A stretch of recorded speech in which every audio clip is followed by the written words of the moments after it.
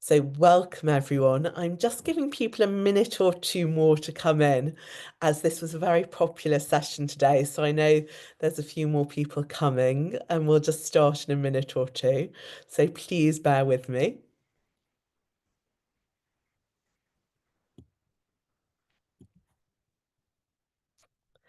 Okay.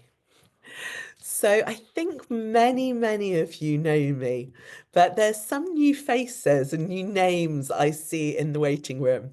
So let me start by introducing myself. My name is Aviva Dorch, and I'm the executive director of Jewish Renaissance magazine, which is the UK's Jewish Arts and Culture Quarterly.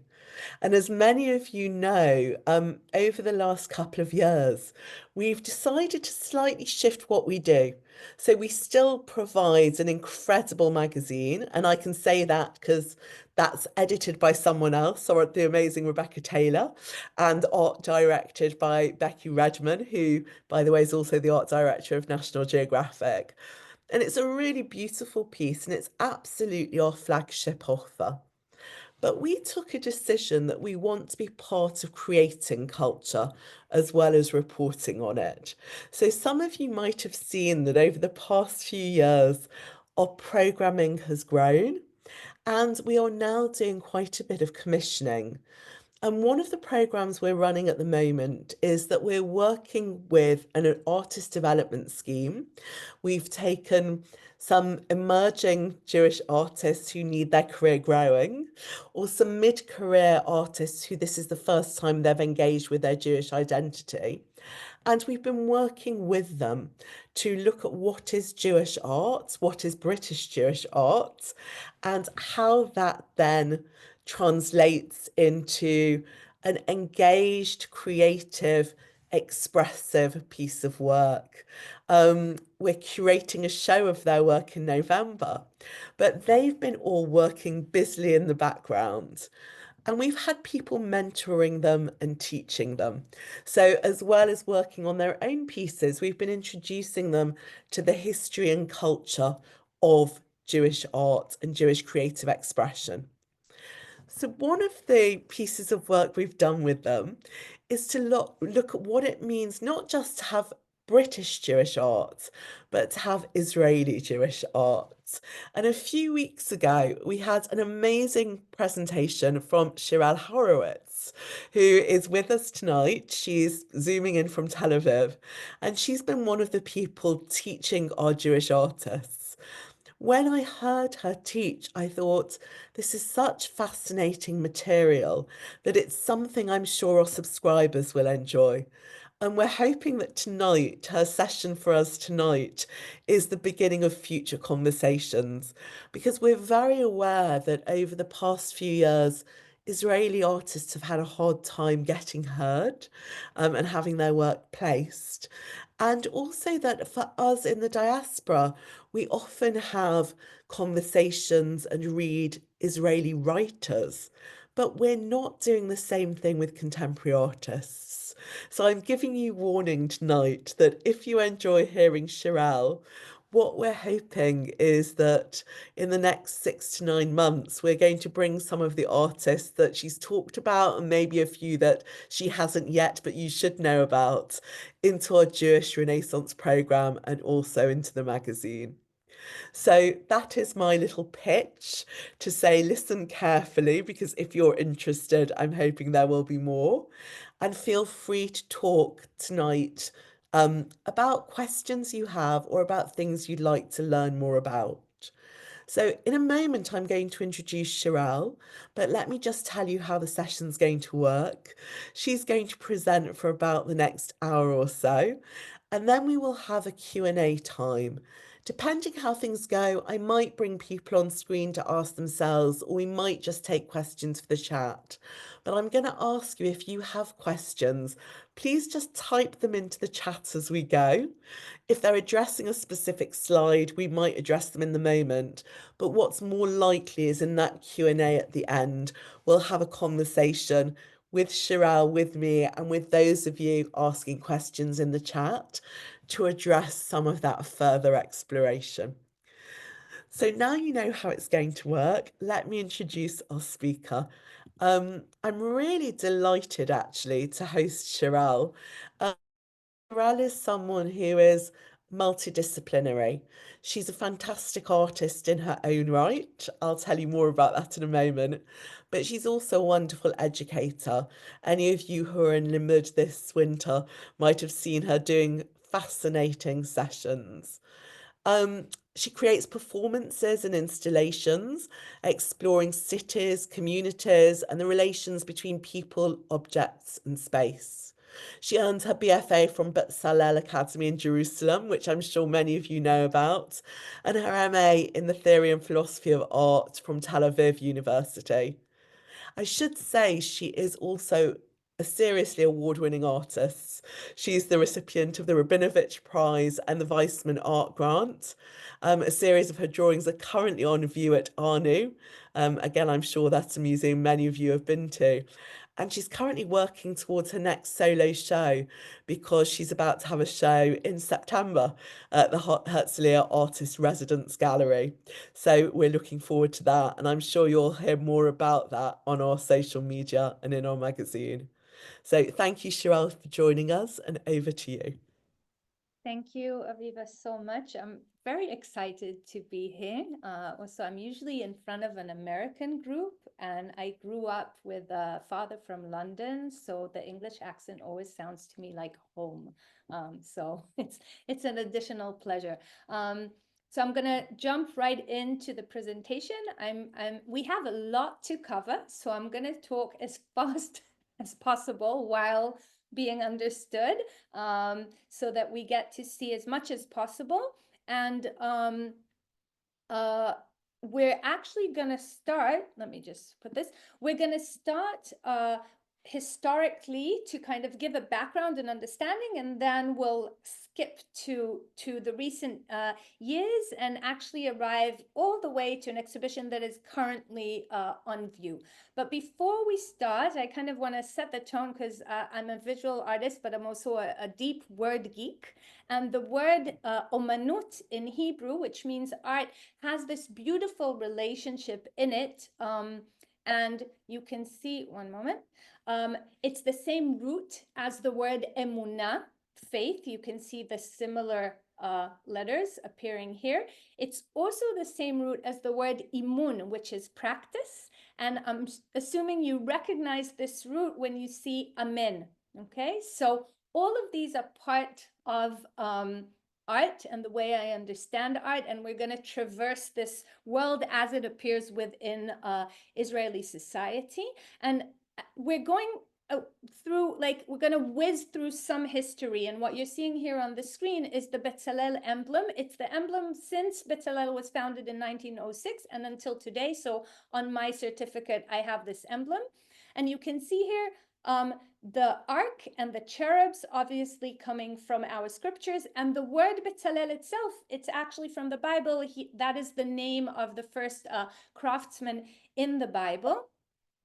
And we're not gonna read this full text, but I did want you to see kind of the relationship and understanding of art as it appears in the Bible. This is when God gives Bezalel the task of building the temple, and you can see something very beautiful about this craftsman or artist. And I have filled him with the Spirit of God. And then look at this: in wisdom and understanding, in knowledge, and in all manner of craftsmanship. There's this understanding that art is a combination of all of these. We could go down a rabbit hole of what's the difference between wisdom, understanding, and knowledge. We won't do that now.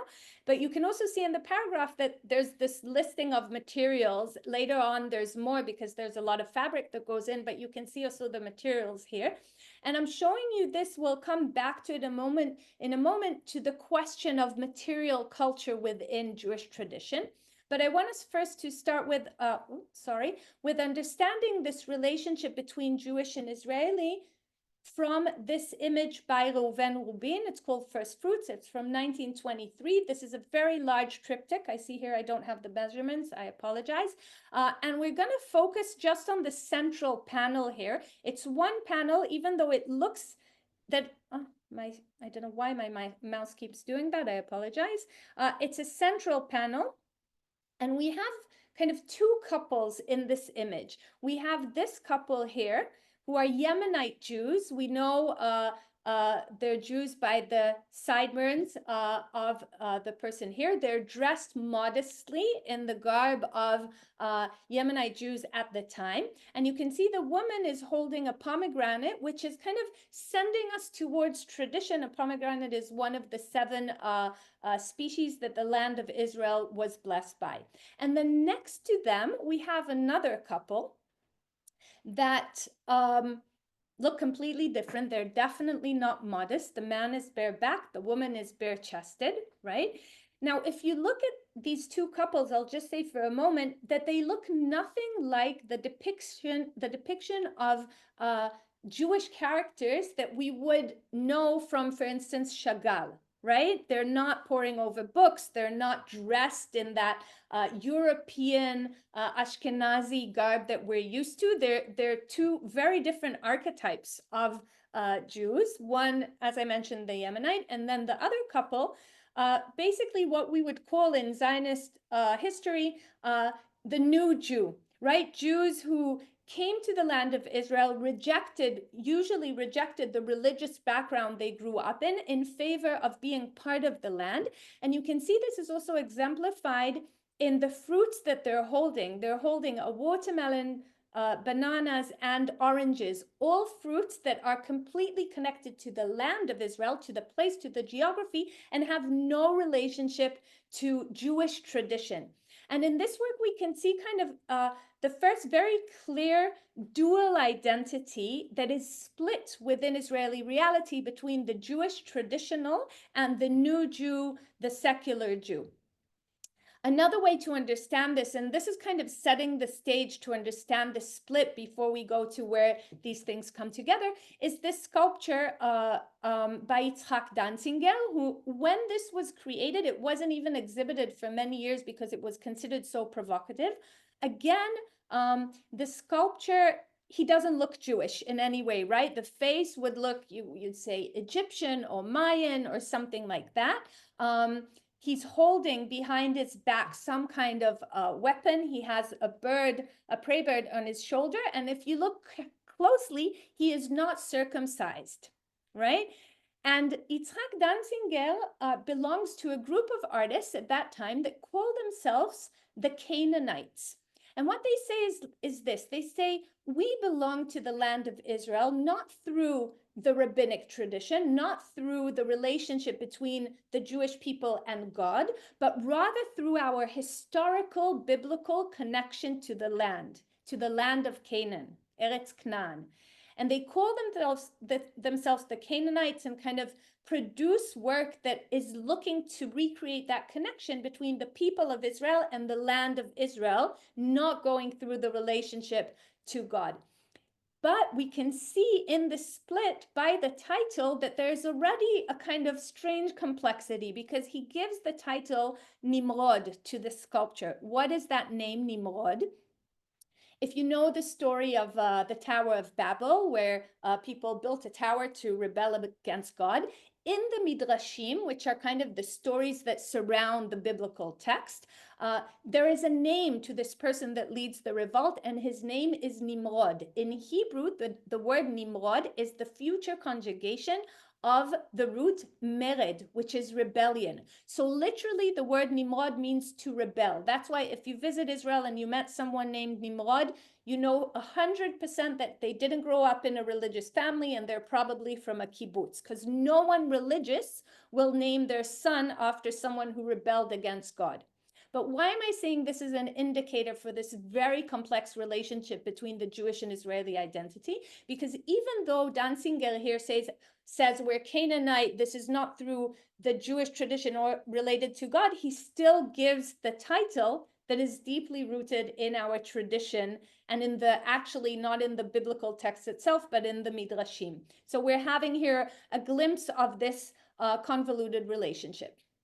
We're going to open this up to understand a little more of the layers of this relationship. And I'm really giving kind of a pointer for each one. We could dive into each of these themes for a full session, but we're kind of organizing our board with this.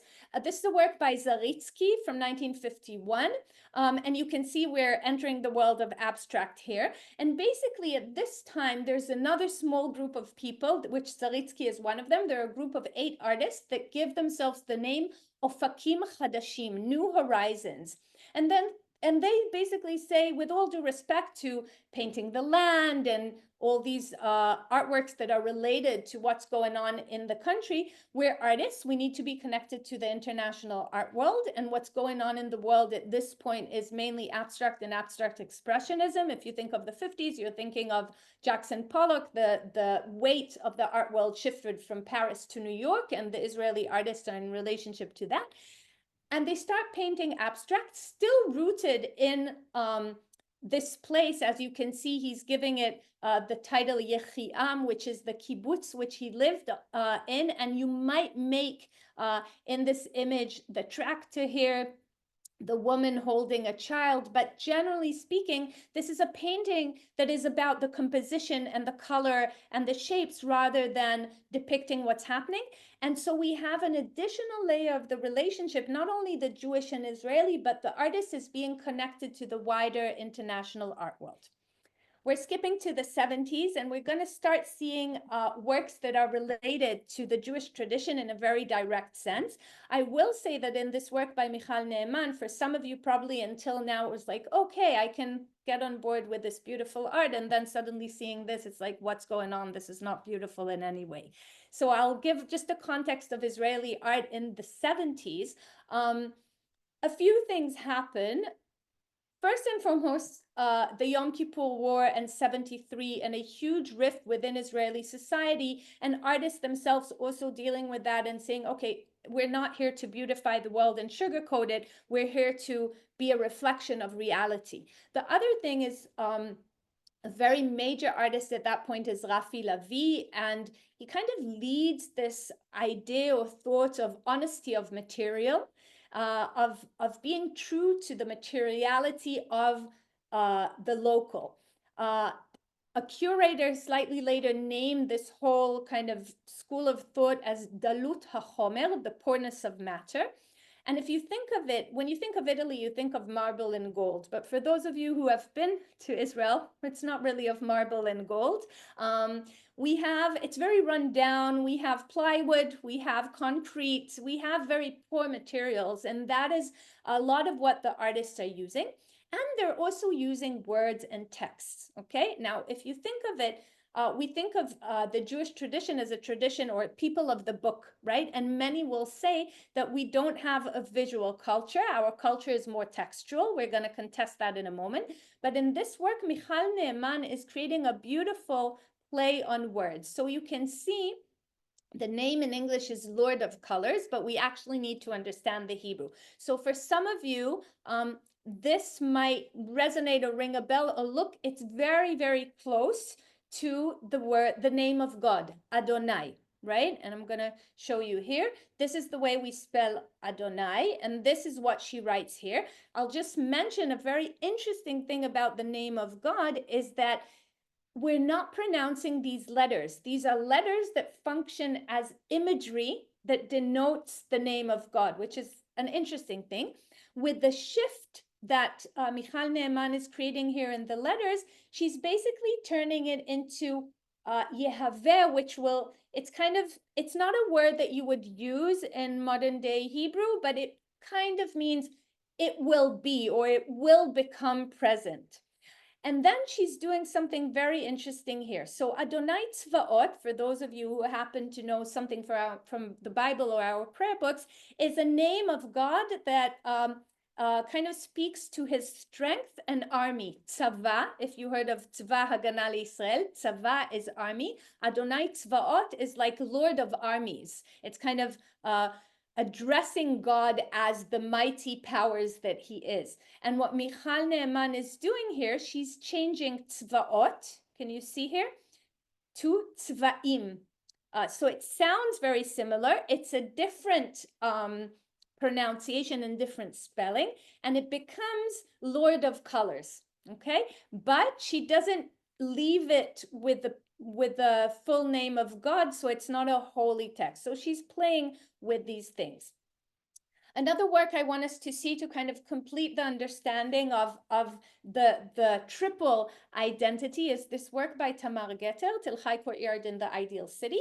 I'm assuming that most of you don't know about the Tel Chai battle that took place in, oh, I just lost the date, the early 20th century. Sorry, I remember that it's 11th of Adar and I lost the year for a moment.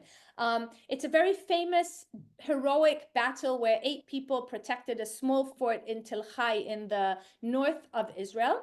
And the most famous figure to fight in that battle and die in it was Yosef Trumpeldor, who is quoted to say during that battle, Tov lamut be'ad artzenu. It is good to die for our country. Now, as a person growing up in Israel in the 80s, this was taught in school, and this sentence, Tov lamut be'ad artzenu, it's good to die for our country, was the epitome of patriotism. It's like what we all learned.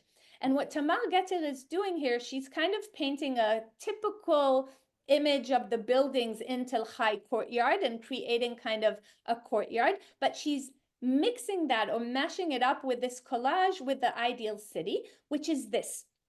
The ideal city is kind of what people in the Renaissance, it would be kind of, this is the way you're supposed to paint a city from perspective. It was considered an kind of instruction painting in a way. And what Tamar Geter does, she puts them together, and you can see here really a deep insight into this question of an Israeli artist. Where do I belong? Okay, am I Israeli? Do I belong here? Do I die for my country? Or do I belong to the lineage, which is not only the international art world, but it's actually the Christian art world? If you even think about the image I started with by Reuven Rubin, the triptych, the 3-part painting, comes from Christianity, right? So being a Jewish artist, whether you're in Israel or not, the word artist immediately puts you in the lineage of Christianity in many, many ways, at least in the Western world. And here we can see how that question is so prevalent within Israeli art. We're moving forward to the 80s with these works by Michael Sgan Cohen. On the left, you can see the work Hineni, Here I Am, and another example of working with text. But I actually want to look with you at this image of the wandering Jew. Again, you can see here a combination of collage, and you can already see how poorness of matter kind of is something that is still very prevalent in the 80s. For those of you who might recognize this image is from the bird Haggadah. We're going to see it shortly. Of the bird Haggadah has people with the face of the bird. So he's taking it from there. We see the wandering Jew walking. He does have a chair, right? So we're in Israel. There's like, we could sit down. There's a hand pushing him to walk, right? We don't know, is it a gun? Is it just a pointer? Is it someone literally pushing him to walk? And we have here the hand, which is coming from heaven, maybe beckoning up. And in this image, we can again see the tension, right, between these identities. There is a place to sit, there is a place to rest. Do we keep wondering, or are we going to sit down? Another very prominent artist that maybe the one that put texts in the forefront of his imagery is Moshe Gershuni. And you can see here again all of the identities coming together. First of all, the shape, you can see it looks like an icona. It comes from Christianity, not from Judaism. On the top, you can see the Star of David with the yellow behind, which immediately connects us to the Holocaust. On the two sides here, you can see these red paint that really look like smears of blood, right? And the word here, Shem, name. And what's written here? Shene'emar leshaken shmo sham. And I transliterated this because the name of the work is a transliteration, but I'll explain. Shene'emar is that it is said. Leshaken shmo sham means to dwell his name there. And this appears in Deuteronomy many, many times, that the Israelites will build a temple for his name to reside there. So the temple isn't built for God to reside in it, according to the text. The temple is built for his name to reside in it, which is a very interesting thing. And you can see here in Hebrew how these words are connected. Shmo, Shem, is a name, and Sham is there. Okay, and you can see again all of these identities coming in. Okay, so we we set the stage. We have this triple identity of the Jewish, the Israeli, and the artist, and them being in kind of fight with each other. And for a moment, I do want to say, before you saw the next slide is 2007. And I want to, I'm going to stop sharing for just a moment. And I want to say kind of why for me this whole thing is a very personal issue and how I came to start researching this, because as you heard, I'm an artist and I do theory and philosophy. I am not an art historian, even though I do a lot of these lectures, but they're usually motivated from more of a philosophical quest or my artistic journey, rather than from an historical context. So to kind of give you that context and to understand how deep that split was, I grew up in a religious home, and I left the practice of religion when I was 19, and I came to study in Bezalel when I was 24. So in terms of my secular life, I was 5 years old. I was a toddler secular, even though I was a 24-year-old human. And in my first year in Bezalel, in one of the major crits where fourth year show their work and the teachers speak about it, the person giving the crit was Tamar Geter, who I showed you the work of. And I'll just mention, Israel is a tiny, tiny, tiny little swamp of a country. So most of the people, if they were alive, they were my teachers or they're my colleagues or stuff like that, just because we're so tiny. So Tamar Geter was the person giving the crit. And I was first year and very naive and with a lot of thoughts. And I assumed it will be okay if I talk. It was a horrific mistake at that point. And in the crit, I kind of raised my hand and I said something and I referenced the Rambam. Maimonides, who is a middle-aged 13th century commentator, Spain and Egypt, because most of my background and root and knowledge was at that point deeply rooted in Jewish tradition. And I got such a huge kind of pushback from that, where basically, and I'm paraphrasing, I was told that anything Jewish has no place in the conversation. It's just not related. It's not interesting. It's not part of the conversation. It was shocking and very harsh. And there were many things. Bezalel had changed a lot since then. But leaving Bezalel, I had a few major questions. The major one was about the relationship between storytelling and imagery. And in it, under it, when I went to study, I realized that there's also a question about the religious identity. And that took me on this journey, which I'd say came to fruition only in the last 2 years, in my ability to take another look at this question and how the split happened, but also how it's coming back. So I'm taking us back to 2007. Okay, this is when I finished my studies, and when it kind of, you start seeing a change. This work is by Sigalit Landau, a very prominent, world-renowned Israeli artist, and this work is called Day Done. These are stills from her video. You can see here a man painting, and it's a video where basically you see the person painting a black circle around the window, and immediately afterwards you see a different person coming out with white paint and painting it white around, and it goes in a loop. When this was exhibited in Israel, the conversation, and this is a building in South Tel Aviv, it's actually not too far from where I am right now. The whole conversation was about kind of labor, South Tel Aviv, time, the transitions, all of that.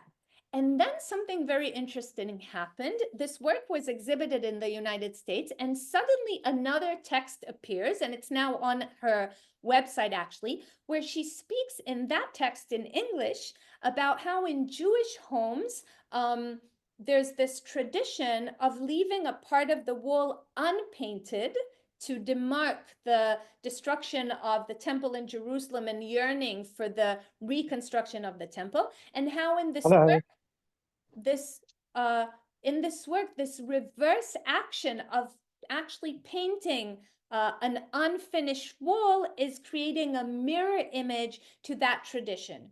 Now, what is fascinating at that moment in time, and this interpretation doesn't appear anywhere in the Hebrew texts of that time. And we start seeing that the kind of diaspora point of view on Israeli art is starting to pull out Jewish understandings and imagery from art that wasn't always read like that while in Israel. We're going to come back to that. And basically, what I'm doing with you now is looking at a few different ways in which the Jewish tradition re-entered Israeli art world. This is from 2003, which is a major shift, created a major shift. This is the entrance of the exhibition by Zoya Cherkassky, who is at this point one of the most famous Israeli painters in the world. It's called Collectiat Judaica, Judaica Collection. And the first thing she's doing basically is kind of putting aside the distinction that is usually made between fine arts, contemporary art, and between Judaica, right? She's showing in one of the major galleries a contemporary art exhibition, calling it Judaica Collection. The other thing we're seeing here is a reverse of the bird Haggadah people. We're going to see that in a moment. You can see this image has a body of a bird. He's sitting on a branch, and a face or a head that is not only Jewish, but it's a Hasidic Jew. It's more like we would imagine from images by Chagall. It suddenly looks like the diaspora Jew that we might know. Zoya Cherkassky was born in Ukraine, and she came to Israel with the big migration of the 90s when she was 12 years old. And what we see that she does and the shift that she creates has to do also with her being an outsider. So she didn't grow up in Israel with this clear split between Jewish and Israeli. She grew up in the Ukraine with a split between her Ukrainian identity and a Jewish identity. And then coming to Israel, suddenly those identities wobble and shift. And we can see here in this work what she does. So she created, as part of the exhibition, she created this Haggadah, which is part of the Israel Museum collection at this point. And if you have a lot of money and can put your hands on a copy, there are very few in the world, and they're quite precious. And she creates a Haggadah, which you can see, we'll see in a moment, that is based on the Aachen Passover Haggadah with the bird images. And she's not afraid to use the classic image of the Jew and bring that image into the contemporary art world. And I don't know, for those of you who know your art history, if you can recognize the influence of this imagery. I'll give you 1 second before I reveal the cards. So this is the Aachen Haggadah, and you can see the bird people. These are the images. It's a fascinating story. You can research that more. And here you can see one work by Malevich, composition. Malevich was one of the major suprematist artists. And you can see the abstract geometry here. And you can see that Zoya Cherkassky is pulling in from those two identities, right? Her Jewish and her Ukrainian or former Soviet Union tradition, and unapologetically bringing them all into the contemporary art world. Now, this thing that I'm claiming that started shifting and changing, it's not just a claim I'm making, and I know this is all in Hebrew, don't worry about the text. What you're seeing here is an invitation to an exhibition opening. curated by Gidon Ofrat, who is one of Israel's major art historians. This is one of his books that's called Returning to the Shtetl, Judaism as Image in Israeli Art. This is just one of them. And he curates this exhibition. It's quite a large group exhibition, and you can see Zoya Cherkassky, Michal Neeman, who we spoke of, are part of it. And the name of this exhibition is Ken Ta'aseh Lecha. You shall make for yourself, which is a play on the first commandment. Lo ta'aseh lecha pesel v'kol masecha. You shan't make any sculpture or mask. And he's reversing it from you shan't to you should. Ken ta'aseh lecha. And the subtitle of this exhibition is The Revival of Judaism in Israeli Art. So people are noticing this shift, and this exhibition happens in 2003. And we'll see how if my argument of how this changed and shifted can be supported by what we see. So this is another work from 2003 by artist Eli Petel, who's a painter. We'll see his paintings in a moment, but he plays with many other mediums, mainly installation and photography. And he's pulling in here a few different images. One is the gold necklace, right? Which I'd call kind of the Israeli bling.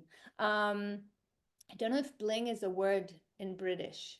I know it from American New Jersey, and my British slang is very, very old right now. We use it too.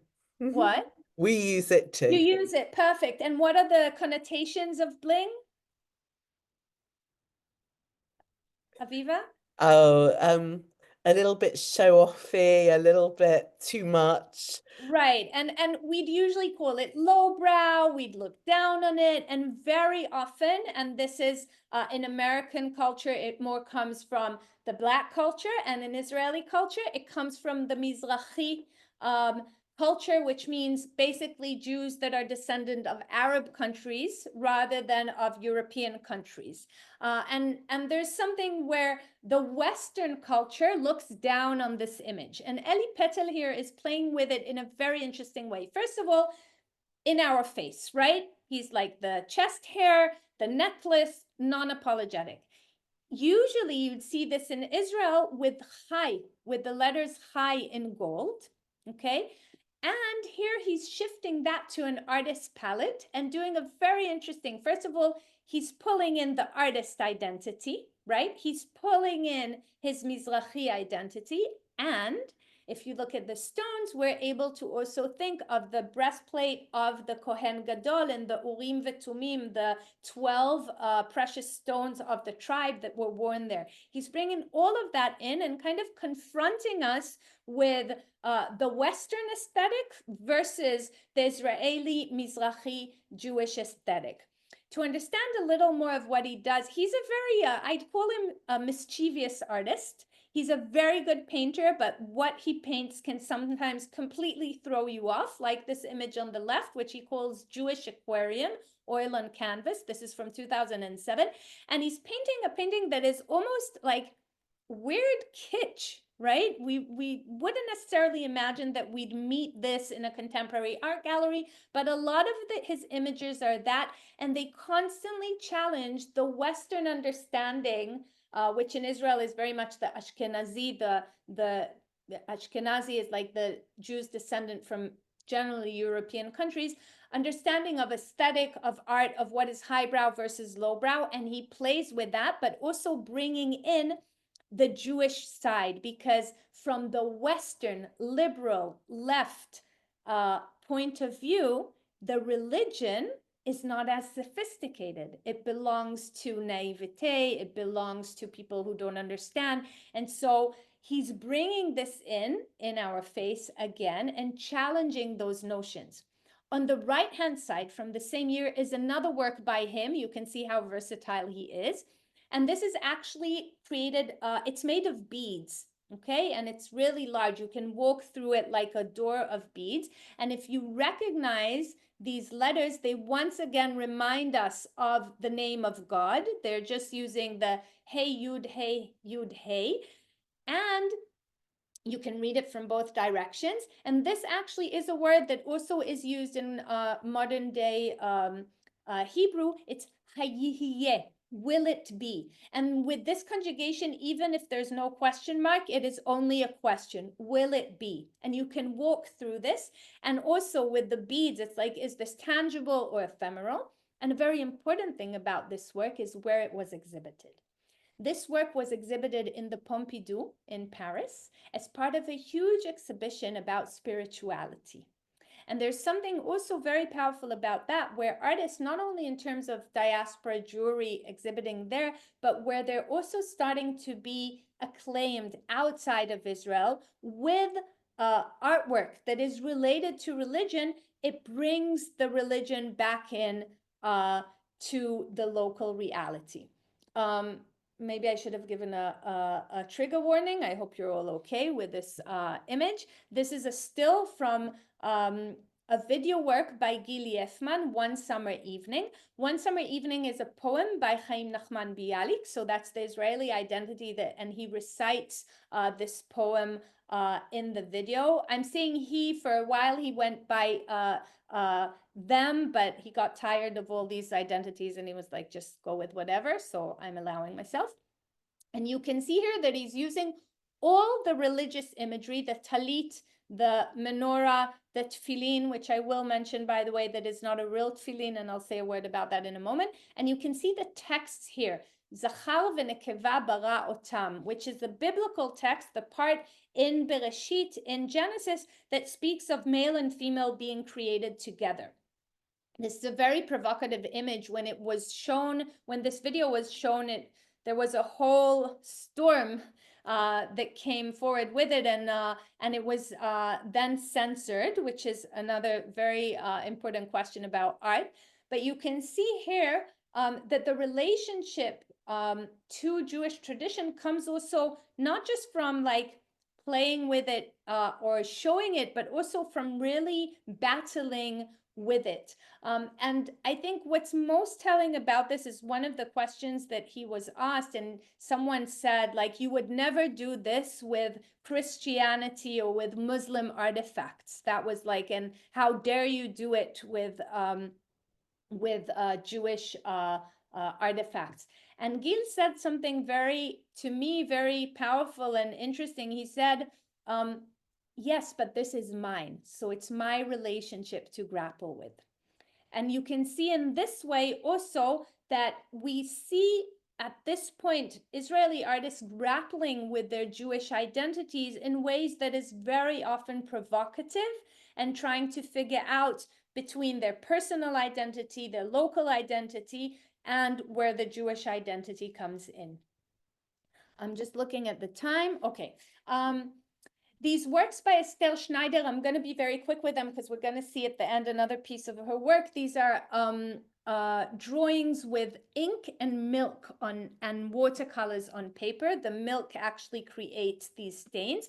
And she's again playing here with highbrow and lowbrow, because the images that she's painting, Yedidiati Awel, the Baba Sali, and the Ben Ish Chai, are very famous rabbinic Kabbalistic figures, where you'd usually see their images hanging like with very poor print of their image hanging in a falafel place or a business as like an omen for good luck.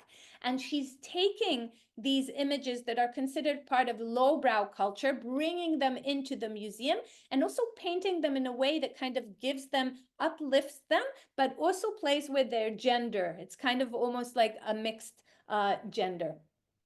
I'm gonna maybe I'll mention Adi Ness and his Bible series, which also became very prominent and well known around the world, and is another very, very good example for how diaspora jewelry is kind of pulling and wanting more of the Jewish context. And Adi Ness is also a great example of how he's taking the Jewish context but bringing it into very difficult Israeli reality when he merges, for instance, here, Ruth and Naomi, with homeless people, starvation for food, and stuff like that. I will note that Adi Ness, nothing he does is candid camera. It's always extremely staged very carefully to create the scenes that he's looking for.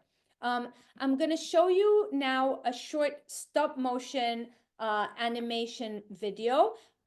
It's not easy footage, so I'll just say that it can be slightly shocking to view. So I'll unpack it once it's done, and it's just 1 minute, so we'll see the full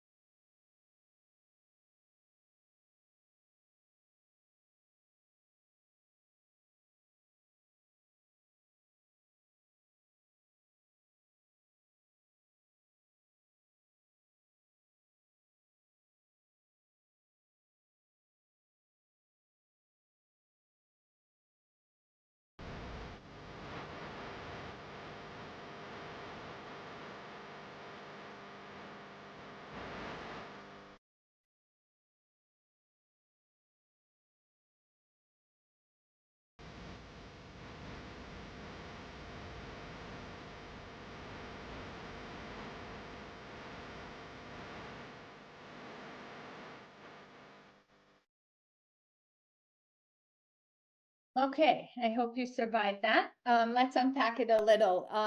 Tamir Tzadok, an Israeli artist from Yemenite background. So you can hear in the music that he's already pulling from that, from his Yemenite or Jewish Arab background.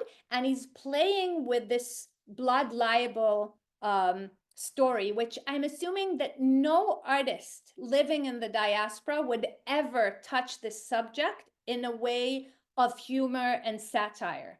And you can see here how different it is to approach Jewish history and tradition from an Israeli perspective when we're the majority and these things seem kind of like far away. There's a whole different approach to them. And into it, he's also bringing the power dynamic or the relationship between Ashkenazi Jews and Mizrahi Jews. And you can see with the kid that he's the child that he's bringing into this machine that looks kind of all white and Christian. It's actually his nephew, but very white Ashkenazi looking. And in many ways, this is a combination of all identities because this image is very Israeli. For any Israeli, like it looks like any rundown Tel Aviv place, and you can see all these little artifacts that are very, very local. It's very recognizable. The music he's pulling from his past of where he came from Yemen, and then pulling in not only the Jewish history and story, but also the power dynamic within Israeli society. A moment. Okay. Another example, and if you notice, I'm zigzagging between different aspects that bring the Jewishness into Israeli art, and they're so often coming from an outsider perspective, not outsider meaning non-Israeli, but outsider influence, whether it's diaspora, whether it's international art.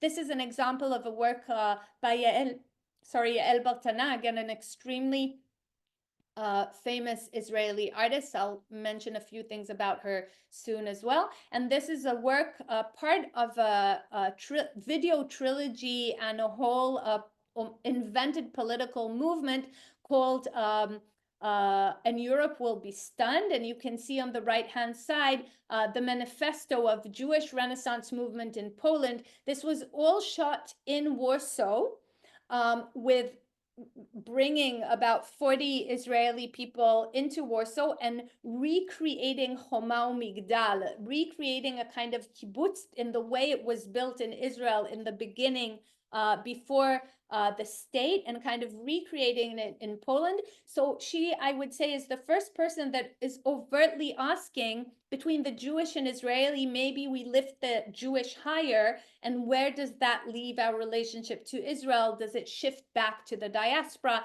And she does it in a very provocative way, including here you can see a combination of the Jewish Star of David and the Polish eagle, kind of bringing them together. This video doesn't have sound, so I'm just gonna let it play and talk while it's going. This is a work by Porat Solomon that was exhibited in his MFA show in 2013. And there are a few very beautiful things here. First of all, Porat himself, and I'll mention that in a moment because you'll see also his face, is a religious right-wing settler artist. And I'm saying that because it's definitely part of his identity. We actually studied together in Betzalel. And in this video work, he's bringing three, we would call them Breslavers. They're like Hasidic, a specific stream of Hasidic people in Israel that you'd often see in Israel, kind of dancing in the streets with trance music that is put to religious words. And they're painting the sky here. And there's something very interesting, and he calls it, let there be an expanse, Vayehi Rakia, which comes from Genesis. And he's combining again all these identities. Vayehi Rakia is like, it comes from the Bible, comes from the sense of creating the heaven and earth.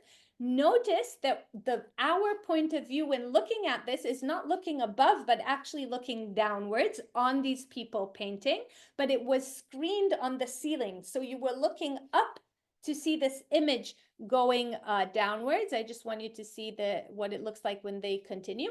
And again, he's pulling in here the local Israeli Tel Aviv roof and reality with these people, the Jewish aspect of the sky, but also the Christian understanding of heavenly perspective, the Sistine Chapel, and what it means to paint on the ceiling. So all of these are coming together in this work. Okay, I'm gonna skip this and go to this just in favor of time. Okay, we're good with time. A few things happen that shift the way Judaism is experienced, shown, and exhibited in Israeli art, and many of them actually happened in 2013. I have some theories about why 2013. We might get to that in the question portion. So in 2013, Rami Ozeri founds the Jerusalem Biennale, which is actually the first time where there's an art event that is directly addressing the relationship between Judaism and contemporary art. In the first iteration of this Biennale, this is Andy Arnovich, in the first iteration, most of the artists exhibiting were either not from Israel or they weren't born in Israel. Okay, that's in 2013. It has gradually changed since, but creating this event really started pushing in this relationship and allowing people to explore more their Jewishness within their art. Another major shift is here we have again Porat Solomon, which I showed you his video, Let There Be Expanse, just a moment ago. And Porat, he studied in Betzalel, a religious right-wing person within kind of what is considered the most liberal, secular, left-wing art institution. Felt, by the way, very, very accepted. I can tell you that in all the nude model classes that we had, he was exempt and he could go and do something else. It was a very interesting experience for him. However, he felt that what he was missing in the studies was the ability to have a spiritual, religiously informed conversation. And so in 2013, he founded the school Pardes, which was a high institute academy for fine arts with all Israeli artists teaching there, the same artists that teach in other colleges. And for almost a decade, this place produced artists that are of a different make from maybe your usual suspects that go to art academy. And this too has and still is shifting the way the art scene is functioning. And last but definitely not least, this is from 2012-13. Rivka Vardi, a visionary woman, ultra-Orthodox, founds the Hashlucha Charedit, the ultra-Orthodox branch of Betzalel Academy of Art and Design. I know it sounds insane. I actually taught there for a while, a fascinating experience to teach art in an ultra-Orthodox setting, many conversations about censorship, many conversations about what it means to make art as ultra-Orthodox people. And this too brought into the art scene more professional artists that come from the ultra-Orthodox community. So all these things create a huge shift. We can, if in these shifts, I mentioned also the relationship with the international art world, and this is another good example. The Israeli artist Shachar Malkus, who has many works together with Nezaket Akici, who is a Turkish artist, and this is stills from a work called Gniza, which is a video work that is part of a trilogy that looks at holy books and scriptures in Christianity, Islam, and Judaism. This is the Jewish part, obviously, with the tradition of Gniza, where holy books and texts need to be buried underground. And here you see kind of in the video that instead of being buried, they're just tossed all around, and they create a ritual where they give them kind of a different, more respectable type of ending. I'm just showing you kind of a few different works. This is a work by Hadassah Goldwicht. It's called Morse, and again, a combination of the religious Jewish world and feminism and very coded language for religious people that don't use electricity on Shabbat. This is very recognizable as a timer that is usually connected to the electricity. And what she does in this, it flickers in Morse code, reciting in Morse parts of this book that her mother owned and read to her a lot from. So you can see all these different identities coming to play in this work. Raya Brukenthal, I skipped, I'll just show you this image from her work. And both Hadassah Goldwicht and Raya Brukenthal are actually artists that grew up and are still religious. And again, being part of this world, they're bringing in this content. This is a drawing that was then projected on a wall in her exhibition in Petah Tikva, and it's an image of Hillel HaZaken. Hillel, from the Jewish tradition, it's said that before he became a well-known scholar and sage, he was so poor he couldn't enter the house of study, the Bet Midrash, and he would go up the roof and kind of listen through the window in the roof so he could study Torah. And the story says that one night it was so cold that he was covered in snow, and in the morning the sages that were studying didn't understand why light didn't come in, and they went up to the roof and found him frozen on the roof and brought him in, and that's where he started studying in the Bet Midrash. And this is like Raya Brokenthal's image of him freezing while wanting to study Torah. I'm skipping a few things just in favor of time and getting to this, and then if the questions warrant it, we'll go back to some of those images. I did want to go to this image, which is currently exhibited in the Bat Yam Museum of Art. It's an exhibition all over the museum. I just brought you a few images. It's too big to show you all of it. The work is by Esther Schneider. Also another interesting backstory or biography. She was born in the former Soviet Union, came here as a baby with her parents, and her father was one of the most renowned Kabbalah scholars that dealt mainly with imagery in the Kabbalah. So her knowledge is very deep in those worlds. You can see the lower part of the museum with these three works, and I'll show you this one more closely, the rainbow and sky floor, and you can see again the combination of all these identities. On the one hand, you have like these found objects that are I have one in my other room to hold my bags. If you look closely at this, it looks like the Israeli kind of the way we mop the floor. So it looks like that. And if we look at this, it's the combination of water and sky, mayim v'shamayim, but also a feeling of a chuppah, of a canopy above. And I'll end with this image. This is from the upper floor of her exhibition. And the name of this large work is the same as the name of the exhibition. The name of the exhibition is Hoshana. I'll just show you. This is the catalog of the exhibition. Hoshana comes from the prayers of Sukkot, and it means Hoshiana, it means basically save us. It's a cry to God. And during that time of Hoshana, is immediately after the last day of Sukkot, after Simchat Torah, the ritual is going around the bima with the lulavim, and this is the kapot marim. It's part of the palm trees that are actually the lulavim are made of, and you go around the bima chanting Hoshana, save us, and calling for the help of the heavens. You can see in this work that she's bringing them together with these hands, creating a circle, creating a space for a ritual.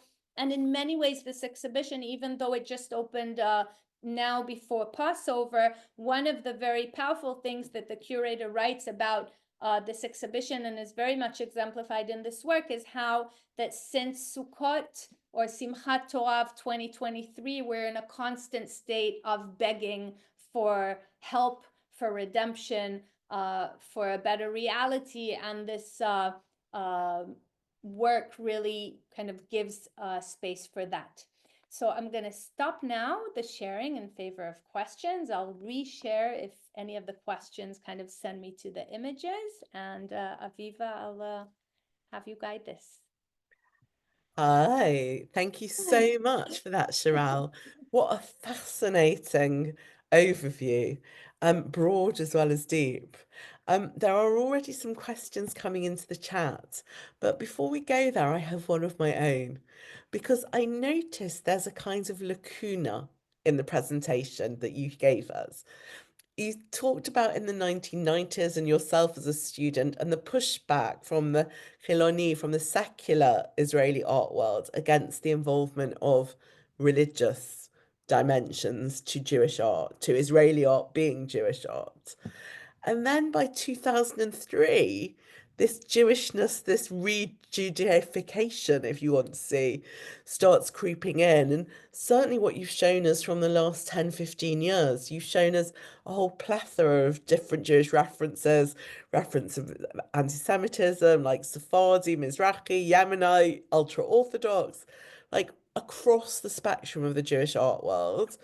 Jewishness is coming back, sorry, across the spectrum of the Israeli art world, Jewishness is coming back in. So, what is the shift? What caused the shift? And is there still a pushback from the secular world against this? Okay, so the shift, and I'll say this, it's the most interesting question, which I'm having conversations with my friends, kind of trying to look at the shift, and that's what I tried to mark. So I'd say it comes from a few things. First of all, interest from the international world, and you can see also in the international art world more move towards spiritualism. You can see that in big exhibitions that start in the 2000s. That's one. The other thing is identity politics that arrive in Israel and allow individuals to bring their stories in a more personal way. And then that brings in also their Jewishness to the fold. Another is what I mentioned by the Jewish diaspora community kind of looking for more Jewish themes and putting money too, right? If there are prizes, then people will look for that. Um, and I think a lot of it is also the transition from general spirituality, and we could have spent some time in 2014. There were exhibitions in Tel Aviv Museum of Art. There was a trilogy in Bat Yam Museum of Art, which I actually exhibited in, and there were two more major exhibitions, all dealing with spirituality on a more general level. And from that, you can see kind of shift into the more specific Jewish spirituality. There's also two more major influences. One, the government that is becoming, as it's becoming more conservative, right-wing, and religious, you see more of the prizes shifting towards Zionist and Jewish themes. And there's a lot of conversation about, is that good, is that bad? But it is influencing what comes to the surface. And the other thing is, I think, the more difficult our reality becomes, the more prone we are to go either to the past or to the heavens, right? when present reality is so tough, you want to escape somewhere, and the heavens or the past are both legitimate places to go to, and I think that has also a major influence. Someone asked here about Israeli art after October 7th, so I will mention that in the magazine there's an article where I'm actually interviewed about that topic, and I also did programs about that, so it's definitely prevalent. It's just slightly outside of the scope of what we're talking about today, other than, again, the fact of reality being so tough, so turning to other places. And also you could see in this last exhibition by Estelle Schneider that it's still playing a role even when it's further away from being very literal about it. Okay, thank you. I mean, I know that the October the 7th shift wasn't really a part of what we were saying today, but I've had a few private messages. I mean, it is the question on people's minds, and I wondered if maybe we take it out a bit more broadly, because you mentioned in your talk a lot about the impact of the international art world on Israeli art and vice versa, and we've seen some of those um Israeli immigrant artists bringing their host cultures. What's happened? Like when, for example, Zoya Cherkasy is taking her work to Ukraine, how is that perceived? Or how is the Warsaw Shtetl project seen in Poland? Or indeed, will you tell us a little bit about what's happened at the Israel Pavilion at the Venice Biennale? Ooh, okay. Uh, So first of all, I'll tie it into our topic, and I'll just say that post October 7th, I think for Israelis, there's an acute sense of Jewishness in a ways that wasn't there before. Because before October 7th, this idea of being the strong, mighty new Jew is not the cowered down diaspora image of a Jew, but something. And if you go back to the first image I showed you, you can see like this idea of the strength, and we have the army, and we're no longer blah, blah, blah, blah. And suddenly October 7th completely shattered that understanding. And um, and it's very clear that the Jewishness uh, became kind of became a much more prominent identity, and the relationship and need for diaspora Jewry um, shifted from what it was before. So that's a very real impact. Another impact is the rift between the Israeli community and the international art community, which, as the majority of the Israeli art community is of the liberal left and thought of themselves as part of that international community, and then faced the responses post October 7th, realizing, oh, this is not what we thought it is, and we don't belong, and we need to reconsider our identity. So that's another identity crisis. It also has very specific consequences, like not being able to exhibit in a variety of places, not having having exhibition canceled and stuff like that. So that's another impact that it has. I will mention that I do have a talk about this, the political climate, but I don't do it online. Mhm. I do it only when I'm with actual people in a room, because it's a very tough conversation and I don't feel it's good to have it online, but it is something I was diving into. An example is the Venice Biennale, which um, this year the Israeli representative to the Biennale, Ruth Patil, had a huge exhibition called Motherland. Mother was in brackets, so it's mother in other land. And a short while before the Biennale opened, they decided to put there a sign that the exhibition is closed and will open up only when there will be a ceasefire and the hostages will return home. There are a few very interesting things about that. First of all, the wording in English and in Hebrew was different. The sign there in English was the way I just told it to you. The way it was published in Hebrew was reversed. The hostages come home and ceasefire. So it just shows how the conversation internally and externally is very different and very tough. There was a lot of conversation about this move. Is it a good move? Is it a bad move? It was, if you saw Art 21 and the news of what were the major art events of 2025, out of the 26 events, I think 6 of them were related to Israel and the war, and this one in the Venice Biennale was number 1. This entire exhibition was then purchased by the Jewish Museum in New York and is currently exhibiting in the Tel Aviv Museum of Art before it will go to New York. So in this, you can see all the relationships, right? Not even knowing what the art is about, you see the Jewish, the Israeli, the money, the international, everything playing in.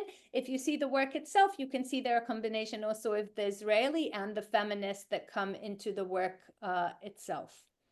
Did I answer all the parts of that question, or? I think you did that beautifully, and I know I put you on the spot there, so It's thank fine, you. bring him on. I'm gonna take just one last question from the chat, and then I finish off with the last question from me. And then I'm afraid we are going to have to close the event. But I will say again, for those of you who have a subscription to our magazine, Shirel has done an article on Israeli art after October the 7th. And also we are planning, as I mentioned at the beginning, to have some more conversations about this and also just bring into the diaspora more awareness of Israeli artists. So do keep an eye out for our future, both programming and magazine coverage of that. Okay, so there's a little technical question from Erica Lewis who says, what is the name of the artist who used barbed wire as a hula hoop? So that's Sigalit Landau. That's the artist who I showed did the work Day Done. That's the same artist. A very powerful work. Maybe I'm going to use that question just to mention something very important. What I showed today is a sliver of a story. It's not the story, right? We could have this session again with the same title and look at completely different art. So I think it's just, and this is an amazing example, this question by Erica, because like that's a piece that could have totally been in this presentation, right? It's relevant. So I'm just saying, and we didn't even talk, for instance, about what is the place of Chagall, Agam, and Kadishman, which might be names of artists that you actually know. Where did they get lost in the mix, which is another fascinating conversation. And I'm mentioning all of this because I think it's important to remember, and this to me I take with anything I listen to, there is as much exformation as information. Okay, so everything that was left out is not less important than what made it into the session, and it's important to remember that we're seeing part of it, but the pool is much larger than what we see. Absolutely, thank you. As we said, we hope we're going to begin to expand that pool because there are many conversations to have. But I actually wanted to finish with a question asking about your own art because we've had you here as an educator and you are a wonderful educator, but you're also an artist and you're someone with an Israeli and Jewish identity. So how do you manage that continuum in your own work? And will you tell us a little bit about what's going to be exhibited in Herzliya? Oh, wow. Okay, so for me, it's very interesting because I think for a long time, my Jewish identity and biography didn't come into my work overtly until that exhibition in Bat Yam Museum of Art, where the curator saw a previous exhibition of mine. She invited me in, and the title of this exhibition was Hama'aminim, the Believers. And in it, let me just see, because I suspected you might ask. So I pulled out, I'll share my screen for a moment. Up. So this is from that exhibition, The Believers. Very modernist, that's my take. I'm modernist, but there were these ladders over here that reached all the way up. They're almost 4 meters high. They look like drawings, and you definitely cannot climb them. There were 5 ladders, each one kind of capturing the relationship between myself and one of my siblings. I'm one of six, so there were five letters, and I called them Adat Ma'aminim, like a congregation of believers. And this was really the first time that something of my biography came in. Then during COVID, um, this whole project called Kida, this is a still from a video of me creating rituals in the entrance of spaces and realizing that these rituals are a mix of how I grew up, but also my current practice, which is for almost 20 years now, is Zen Buddhist. And it was a kind of mix of those that led also to these etchings and prints. And that exhibition was really the first time where it was very, very overt, my dealing with Jewish rituals. And what I'm working on currently, I don't think it's here. No, it's not here. I haven't shown anyone what I'm currently No pressure. You can just working tell us. on. Um, Let me show you something. And the reason I'm showing you rather than saying, one of the reasons, is because I really don't know yet what to say about it. Let me just look because I didn't pull that up. Like, let's see if I can pull it up quickly. Yeah, here it is. Okay, I'm just gonna pull it up really quickly so you can see. It's that stage where I don't know, I don't yet have the words. But I will mention, let me see here. This is one of the sculptures. These are some of the drawing and references. This is kind of, these are references. Of what I'm doing. This is another of the sculptures. You can see here that they're very much to do with the combination of furniture and creature, found objects and wood. And maybe what I'll mention is this, the title, Ze she'eino echad, is maybe references where I'm at, because it comes on the one hand from, it's a play on a title by a book by Luca Regare, who's a Lacaniani, I don't know how to pronounce that in English, French philosopher. I only read it in Hebrew, so I don't know how to pronounce her stuff in English. And it's called, the book is called Min Ze She'eino Echad, This Sex Which Is Not One. And it's a feminist book, but I took out the sex, even though there are going to be references to that in the exhibition, and I called it That Which Is Not One. I think in my life, I don't really consider myself monotheistic. Um, and that is kind of coming into play into that exhibition. And I'm still curious to see what shape it takes. I'm working and it's taking shape, but I don't fully yet have the words for it. I have 3 months to go, and I'm working from morning to afternoon, because then I'm doing this kind of stuff in the evening.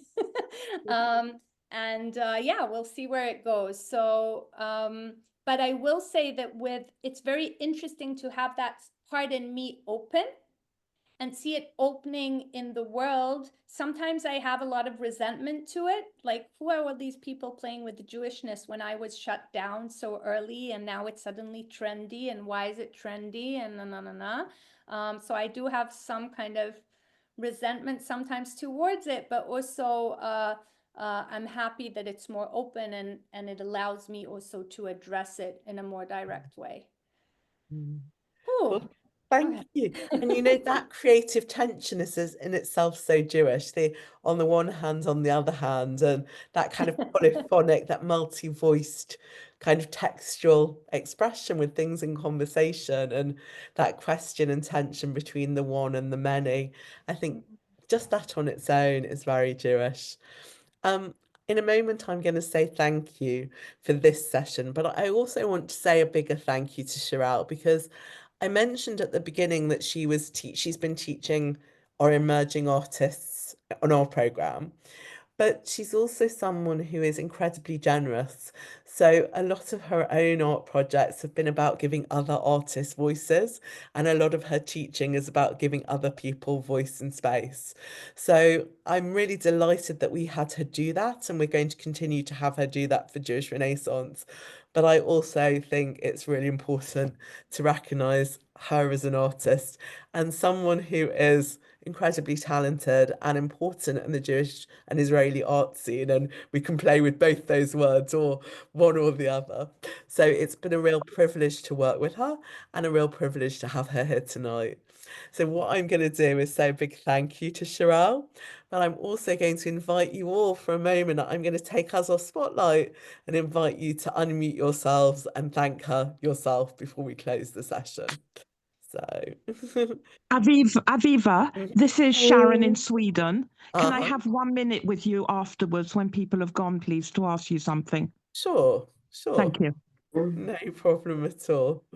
But first of all, like a Yes. huge thank you to Shirel, because I think you'll all agree that's been a phenomenal session. Yes. Right?